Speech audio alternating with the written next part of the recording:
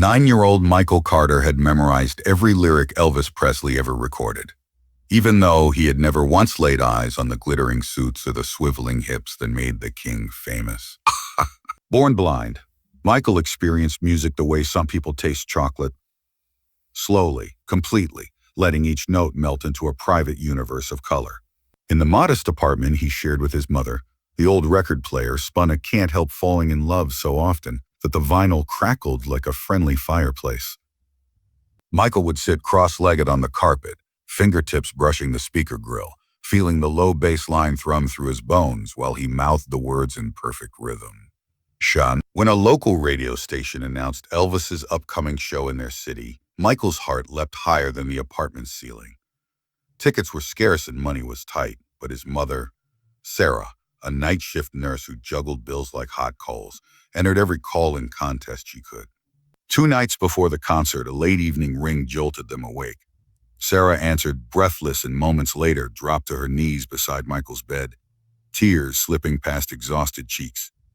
They'd won. Michael pressed his palms to her face, tracing the wet trails as though reading a secret code. "We're really going, Mom," he whispered. "A front row, seats." She laughed, half disbelieving, half relieved, and promised him they would be there, no matter what.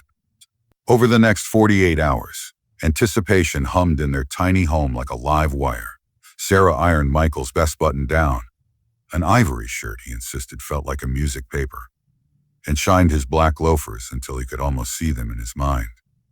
Michael counted down in song titles rather than hours. One more chorus of Hound Dog, and then it's time. Long after midnight on the eve of the show, he lay awake, cane propped beside the bed, whisper singing to the ceiling fan.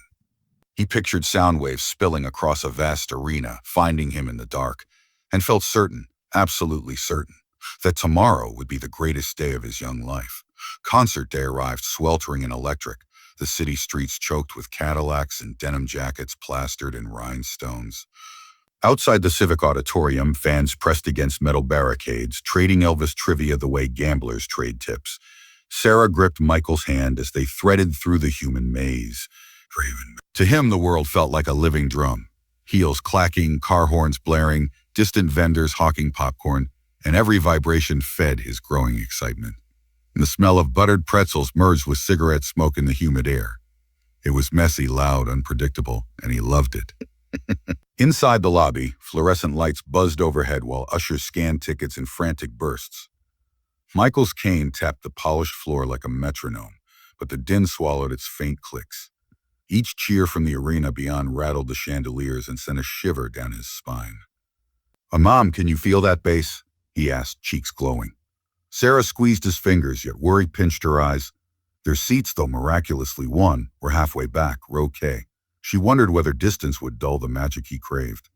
As they took their places, Michael's small frame seemed swallowed by adulthood. Towering fans, glitter, sprayed signs, camera flashbulbs. Still, he clutched the tiny plastic Elvis figurine he'd carried since kindergarten, thumb tracing its molded hair in nervous circles.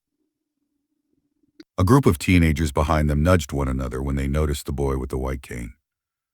"A poor kid can't see a thing," one whispered, not cruelly, but with a pity Michael sensed like cold rain. He straightened, chin high. He didn't need eyes to feel the show. Suddenly, house lights dimmed and the orchestra struck the opening chord of Also Sprach Zarathustra. The roof seemed to lift as 30,000 throats erupted. Energy slammed against Michael's chest so hard he gasped. He rose to his feet instinctively. Cane braced against the seat. Somewhere up front, a stage announcer bellowed, "Ladies and gentlemen, Elvis Presley." The moment Michael had awaited his entire life was here. Yet an uneasy ripple, half thrill, half uncertainty, coursed through him. Their seats felt miles away. Would the music still find him with the same intimacy it did in his bedroom? Unbeknownst to Michael, 2 rows ahead, an usher leaned toward security, eyes flicking to the boy's cane. The first tremor of destiny began to shake loose in the crowd. The moment Elvis took the stage, the crowd transformed into a living sea of sound. Screams pierced the air like fireworks. People surged to their feet, and flashbulbs popped like confetti. Michael couldn't see any of it, but he could feel all of it. The vibrations that bounced off the floor and rattled through the plastic seat under him were enough to make his heart gallop. Then it happened. That voice. That deep, unmistakable honey and smoke voice cut through the frenzy like a warm knife through butter. Velvet. Michael whispered as if saying the name would summon the sound more clearly. It did. Well, bless my soul. What's wrong with me? The words of all shook up echoed through the arena. Michael's knees went weak. He stood on instinct, one hand gripping the back of the chair in front of him, the other still holding tight to his Elvis figurine.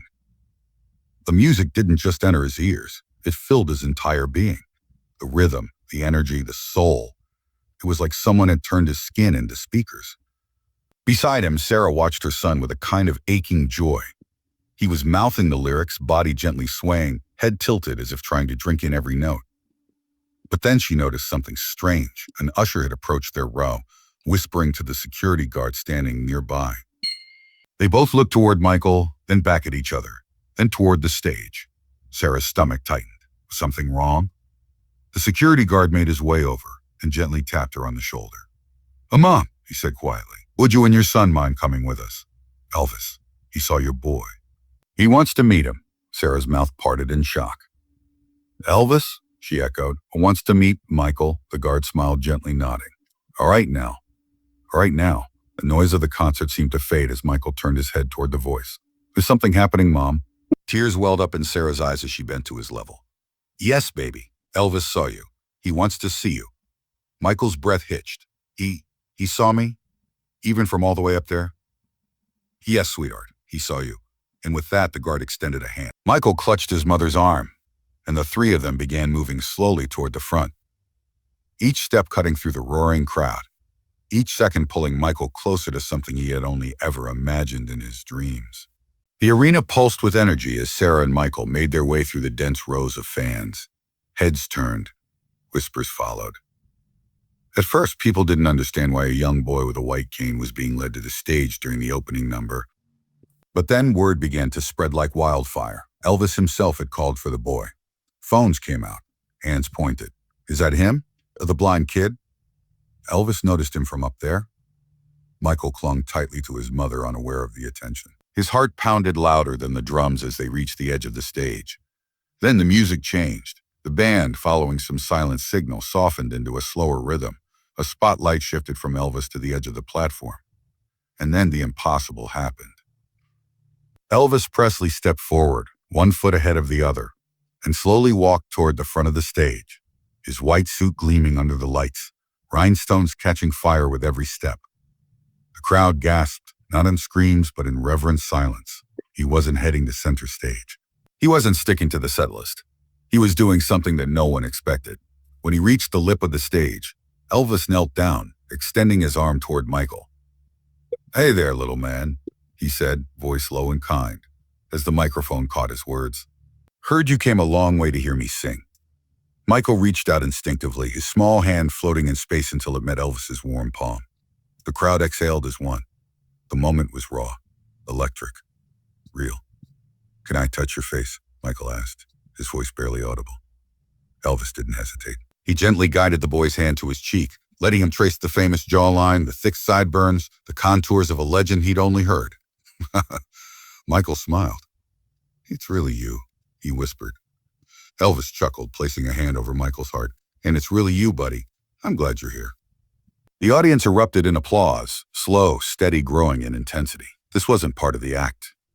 This was humanity at its most beautiful. Elvis stood and turned to the crowd, voice booming. This young man came to feel the music, and by God, we're going to make sure he does. And in that moment, Michael Carter became more than just a boy in the crowd. He became a symbol of what music, kindness, and compassion could truly mean. Time slowed around them. For a moment, the concert lights, the roaring crowd, the band standing in pause behind Elvis, all of it faded into a gentle hush. Elvis remained at the edge of the stage, his hand still holding Michael's. The boy stood perfectly still, as though rooted in something far bigger than the moment. Then, without a word, Elvis leaned into the microphone and began to hum the first few bars of Love Me Tender. The softness in his voice filled the air like velvet. The crowd leaned in. The atmosphere changed. Michael's head tilted upward. A quiet smile began to spread across his face. And then, unexpectedly, he sang. It was soft at first, uncertain but unmistakable. Michael joined in on the second line of the song. His voice, tender and pure, slipped into the music like it belonged there. The arena, packed with thousands of screaming fans just moments ago, stood utterly still, utterly still. All eyes were on the boy and the legend, harmonizing in a moment so intimate, it felt like a sacred exchange between two souls connected by sound. Elvis's eyes glistened as he gently nodded to his band, who picked up the tune with a soft acoustic background. It wasn't rehearsed. It wasn't on the set list, but it was perfect. Michael, swaying slightly, clung to the rhythm as if it were a rope pulling him through the air. Each lyric he sang, each word he echoed became a declaration. I belong here. I feel this. I'm part of this moment. Sarah stood a few feet away, hands pressed to her mouth, tears streaming down her face.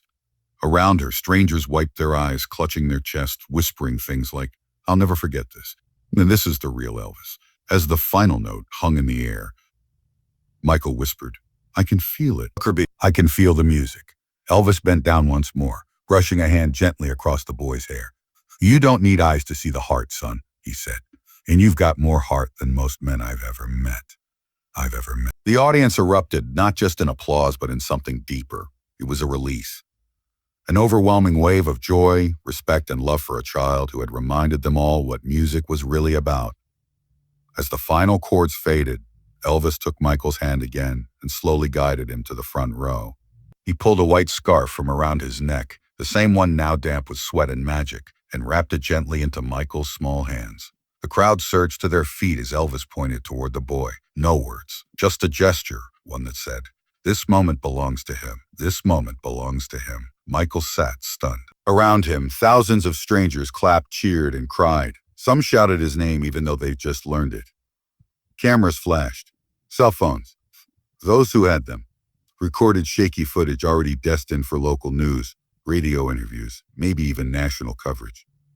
But Michael didn't care about any of that. He was holding the scarf of the man whose music had shaped his childhood, whose voice had filled his world when light never could.